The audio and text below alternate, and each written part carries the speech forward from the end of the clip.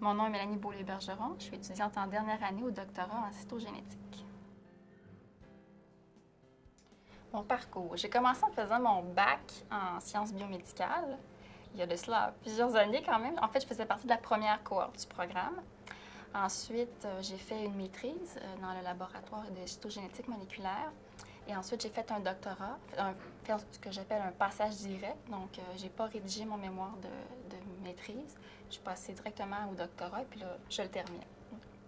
Quand je me suis inscrite au baccalauréat, à l'époque, tous les baccalauréats, c'était des programmes de sciences biologiques et on ne faisait des sciences biomédicales qu'après quelques années, dans les dernières années du bac. Or, à l'époque, l'Université de Montréal venait de lancer un programme où on faisait des sciences biomédicales dès le départ. Et c'est pour ça que j'ai choisi l'Université de Montréal, parce que c'était la seule université, en fait, qui proposait le programme de sciences biomédicales et c'est un programme qui m'intéressait beaucoup.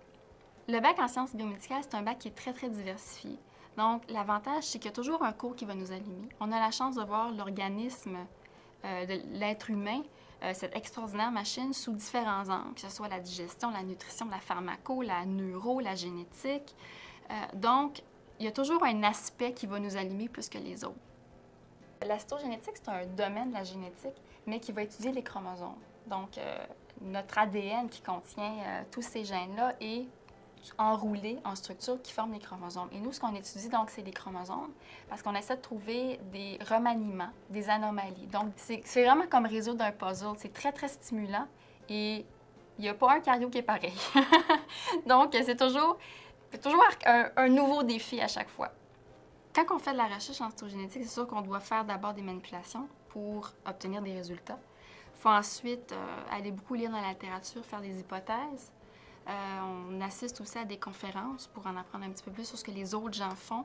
On va aussi dans les congrès pour en apprendre sur ce que les gens font, mais aussi pour montrer ce qu'on a fait nous, pour diffuser les résultats, échanger sur des hypothèses ou des problèmes qu'on a eus. Donc, il y a une grande partie de notre temps qui est occupée à ça. Je pense que le meilleur conseil qu'on peut donner aux étudiants, c'est de bien choisir son stage. Le stage est important pour deux raisons. D'abord, c'est de nous faire découvrir des domaines qu'on ne connaît pas nécessairement. Et donc, c'est très important après ça quand on veut s'orienter dans notre carrière. Et deuxièmement, ça nous permet aussi d'être confrontés à la réalité d'un domaine qu'on connaîtrait, mais qui ne nous est pas nécessairement familier.